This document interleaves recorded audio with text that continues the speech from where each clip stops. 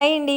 మొన్న ఒక కామెంట్ గురించి వీడియో అయితే పెట్టాను కదా! ఆ వీడియో కింద ఒక సిస్టర్ అయితే ఇలా కామెంట్ చేశారు. ఆ కామెంట్ చూసిన వెంటనే నాకు ఆ అమ్మాయిది ఎంత గొప్ప మనసు అనిపించింది. నిజంగా ఆ కామెంట్ చూస్తే మీకు అలాగే అనిపిస్తదండి. యూట్యూబ్‌లో కాదు ఇన్‌స్టాగ్రామ్‌లో వచ్చిందనమాట.